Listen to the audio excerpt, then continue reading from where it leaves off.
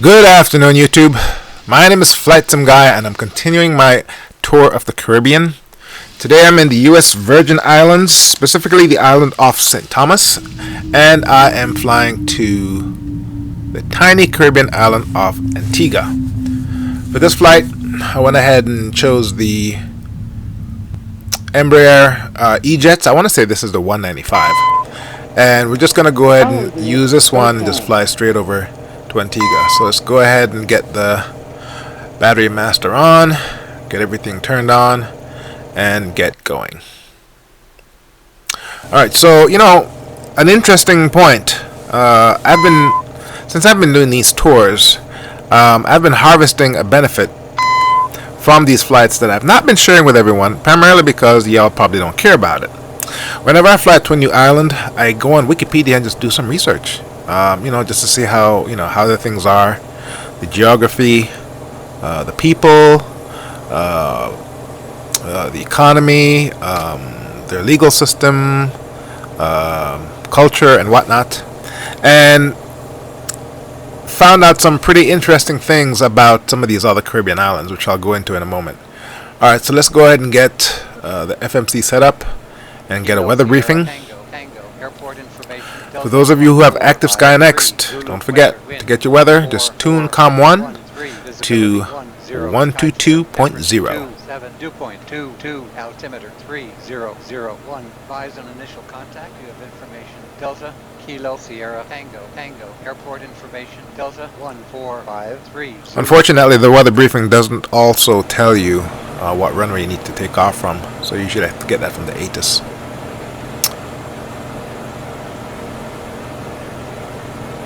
And I'm not exactly sure why I'm including programming of the flight management computer in this video. Usually I always skip it out. Right, so before we talk about I share some of the information that I found out about these other islands in the Caribbean, I discovered one thing, a mistake that I've been making.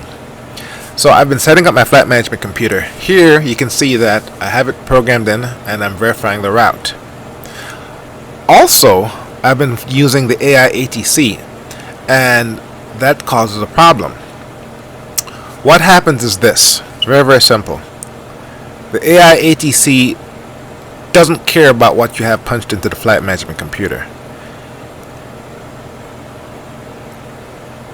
All it does is it gives you the vectors that you need to get from your departure to your destination. And in this case, what happens is I went ahead and took off and I bypassed one of the first waypoints.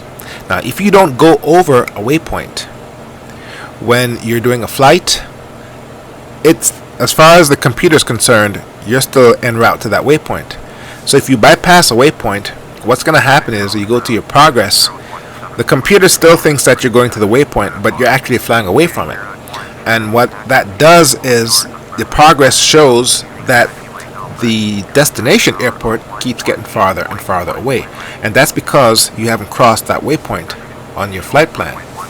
So what you have to do is, if you bypass the waypoint because ATC told you to, you need to go to the flight management computer and erase it. And that's what happened to me with the 767, and that also happened here in this flight. So here we're getting everything set up. I went ahead and used GSX. I installed GSX ground services on my P3D, and I used that to do the pushback, because the last time I tried doing a pushback using the cart in the native P3D, the cart backed up to the nose gear, and it caused a collision and the simulator crashed. So here I just went ahead and used GSX services, and you can tell it whether you want to push back left or right, and it worked out pretty well.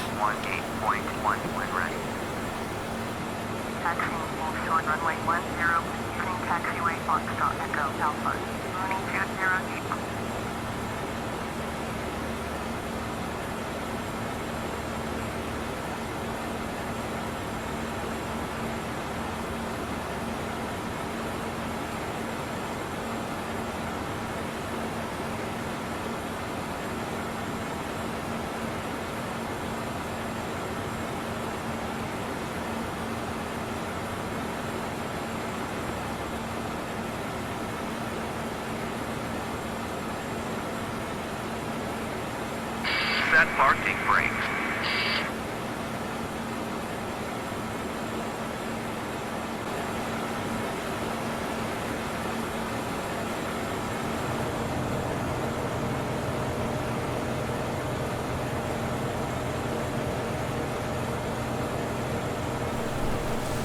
Alright, so let's go ahead and get these engines started up. Interesting point to learn about these Embraer airplanes. They've integrated the start sequence. All you need to do is once the fuel pumps are on, just turn the switch that says start. You don't need to worry about the packs turning off the air conditioning. You don't need to worry about engaging a fuel flow. It's all automatic. So we're getting the number 2 engine started first. Then we're going to do the number 1 engine.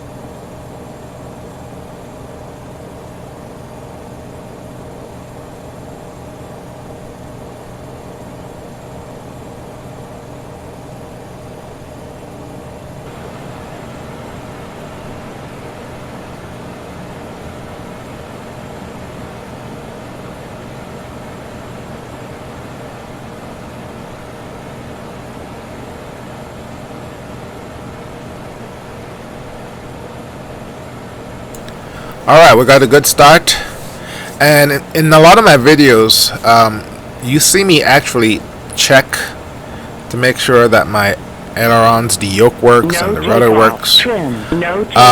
That's a smart move because sometimes FSX forgets that I have a rudder installed, and when I try to move the rudder, nothing happens. What I have to do is plug it out and plug it back in, then it works. There is a plane crash that happened a couple years ago. I don't recall. It was a private jet. It was a business jet, and the flight crew, I guess they didn't use a checklist because when they went to take off, the gust lock was still engaged. They did not check the yoke to make sure they had free range of movement, and the plane ran off the edge into the runway, crashed, and killed everybody. Not sure if they actually use a checklist in that one.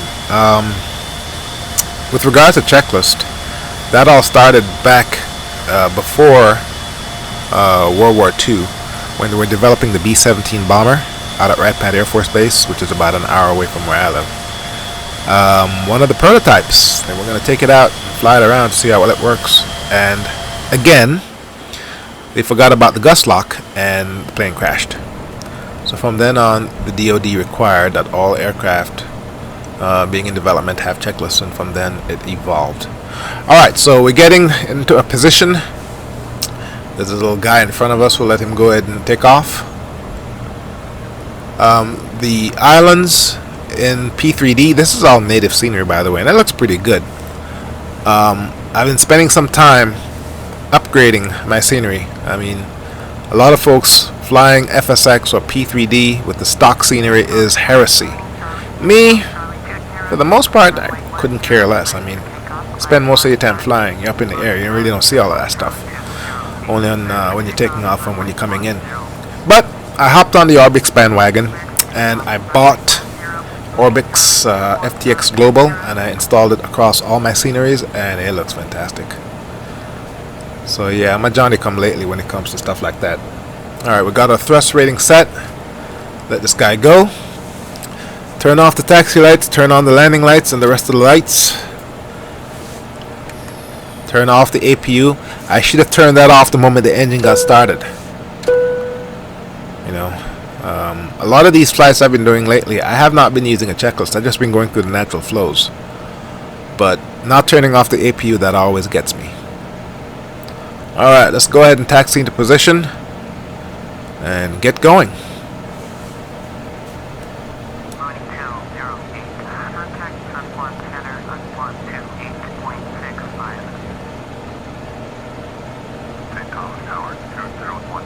Ready to go. Runway 10, IFR, safety bird. 201.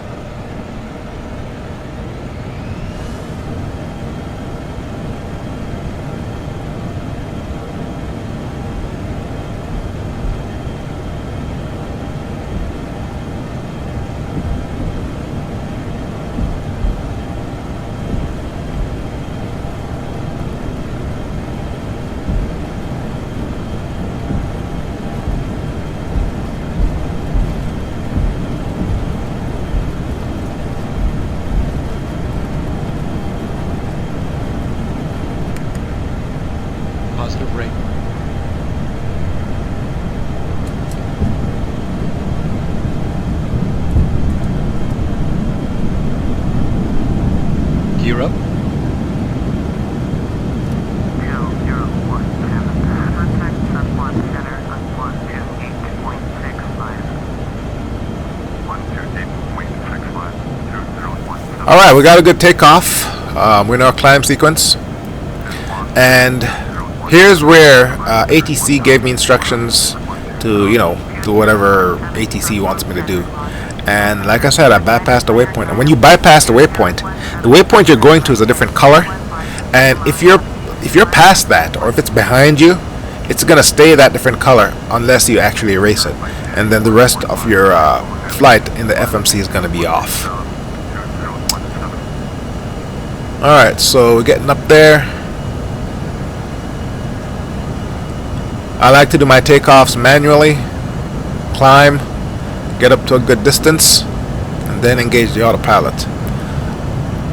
I have this video on my Facebook page. Someone recorded a presentation that some American airline pilots were attending, or some sort of conference. I guess it was a senior pilot or a chief pilot was giving a presentation on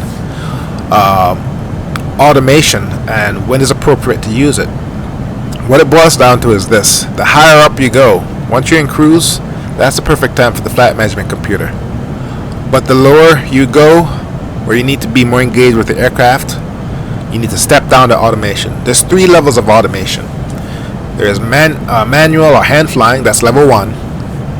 Level 2 would be engaging the autopilot and using the flight director or the guidance panel to change your altitude, course and whatnot. And level 3 is having the flight management computer control the autopilot. The higher up you go, the higher the level of automation. The lower down you go, the closer you are to the ground, the lower the level of automation. Did I have that backwards? Higher in the sky. Higher means 1, 2, 3. So when you're in cruise, flight management computer, as you're coming down lower, approach, or shortly after you take off departure, you want to step it down, use the autopilot. And when things are at their riskiest, you want to go ahead and use just hand fly. Now, as you can see here, if you look at this, the magenta line shows that my next waypoint is behind me, and for the longest while I couldn't figure out what the hell's going on. But there's a problem right there.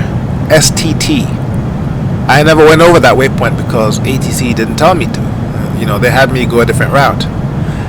So whenever this happens, what you got to do is delete that errant waypoint and everything falls back into line. Here you can see my destination is moving away from me, but I'm actually flying towards it, but not according to the computer.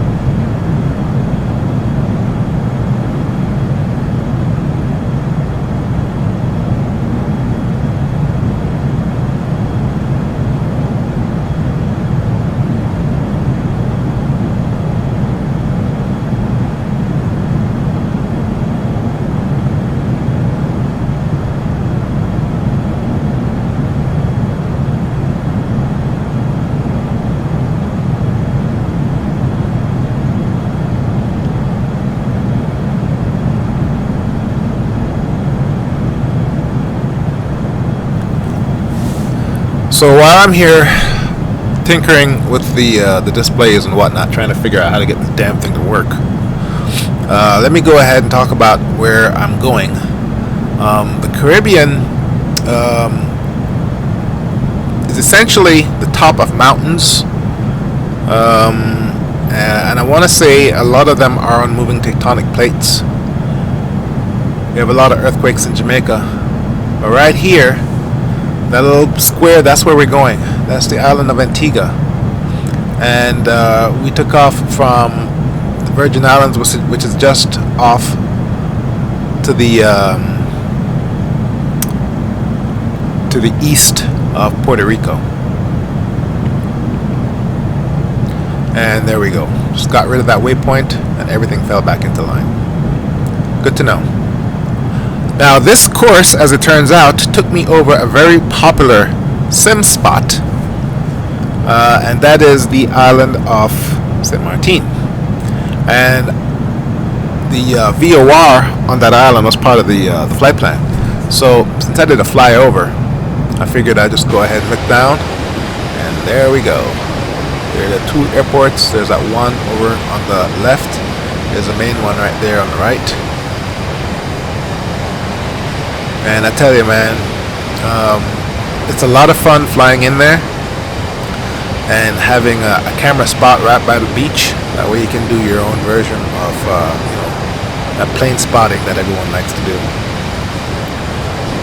Alright, so we're en route. Good weather day. Let's go ahead and take a look at where we're going. Antigua is a very, very small island. I want to say it's still part of the British Empire. It's not completely independent. I'm not exactly sure what the currency is. Maybe US dollars. But that's it right there. It's pretty small. And my best friend from high school, he works and lives in Antigua. He does something with the sports commission there, setting up games and tournaments and whatnot. Alright, so I'm not going to go into the details of what all I've learned with all these Caribbean islands, but for the most part, a lot of the islands' histories pretty much reflect that of Jamaica. A lot of these islands were initially colonized by the European settlers that came over. And, back then, there was a power struggle between Spain, England, and France, and Holland, the Dutch. And throughout the history of the Caribbean, the islands have swapped ownerships as the various powers fought. And slaves were brought over from Africa, and that's largely the population of these islands. Alright, so let's go ahead and see what Google Earth has to say. I went ahead and pulled it up where we're landing, and this is what it looks like. We've got a nice long runway, and there's a decommissioned runway to the top and to the right. I don't think the decommissioned runway was presented in FSX.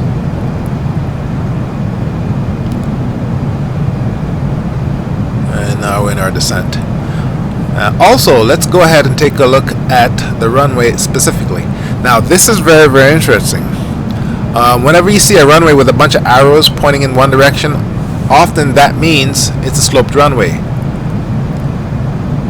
And I can't show you right now because I can't have any control of the mouse, but the foot of the runway, those arrows right there, there's a 10-foot difference between where the runway starts and where the landing markings are. Saw a lot of sloped runways when I did my California tour. That said, in FSX, the runways themselves aren't exactly sloped. It looks straight. That's one of the good things X-Plane has over FSX, is you can actually see the slopes and the contours and curvatures and whatnot in the runway. Alright, we're doing our approach here. Didn't obey ATC as well as I should, and had to use some spoilers to get down. And not doing an instrument approach, purely visual here. And with this plane, the E-195, I mean, it was just a piece of cake, walk in the park. Very, very easy plane to fly.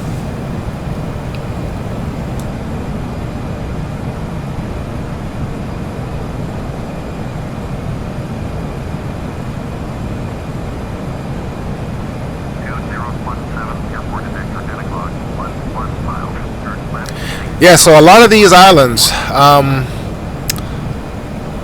descendants of slaves are the primary occupants, and mixtures of descendants of the indentured servants, which were either Chinese or Indian, and a little mishmash of white and red and whatnot, and it's one big melting pot.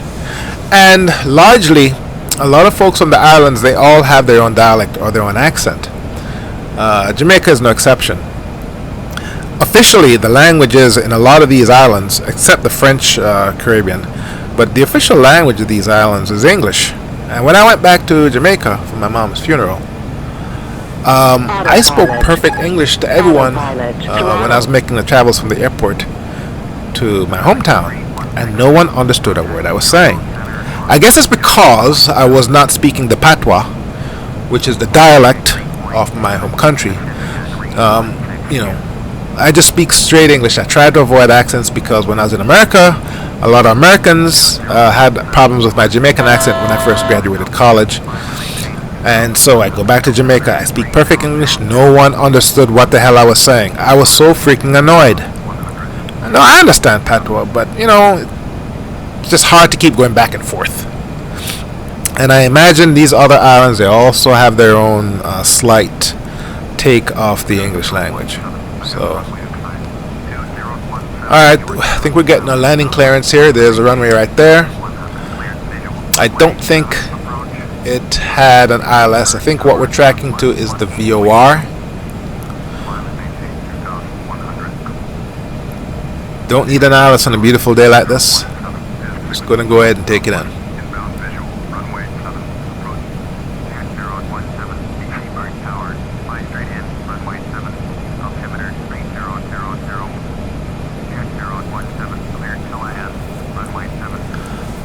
Today I spent some time working on my X-Plane 11 install.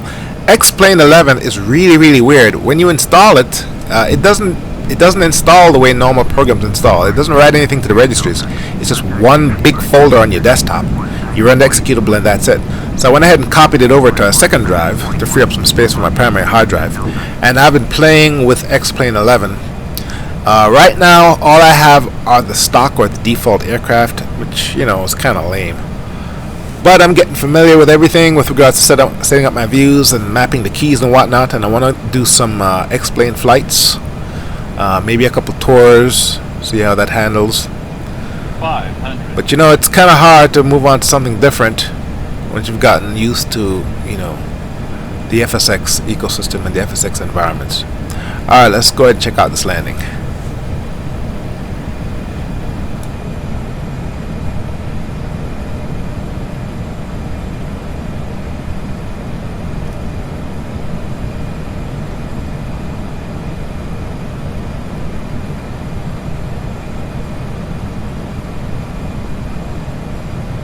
Approaching minimums. Minimums. 100. 50, 40, 30, 20, 10.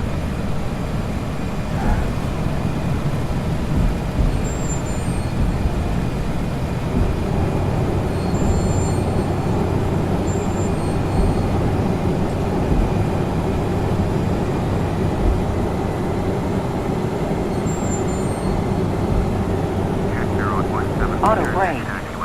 Ladies and gentlemen, we have arrived at our destination. Please remain. Okay, we got a good landing there.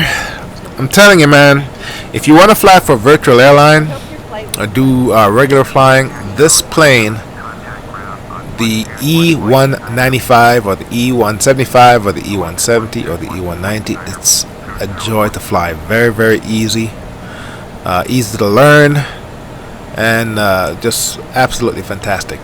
So this particular flight was very simple, not much of a challenge.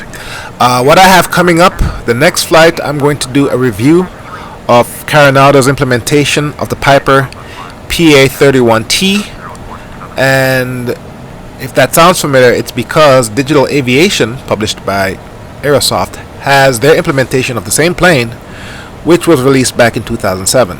I'm not going to do a side-by-side comparison, but I'm going to go ahead and purchase that plane and do the next leg of this tour, which is going to be from here to Martinique. And it's only about 55 to 60 miles, so I'm just going to go ahead and hand fly that twin turboprop for the next leg. Doing a little taxiing here. Go ahead and park and run through the shutdown.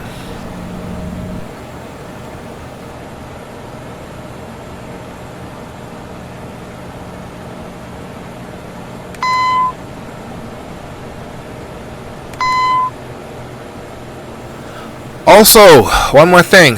May 18th, Dovetail Games Flight Sim World goes out for early release. I'm going to be all over that the moment it's released. Going to get that set up and take it for some check rides. I am really excited about the next major flight simulation release. It's going to be a lot of fun. A whole lot of fun. Alright, turning off the lights. Got to kill the APU. Turn off the fuel pumps. And wind this puppy down. Alright, let's go ahead and leave it at that. Hope you enjoyed the flight.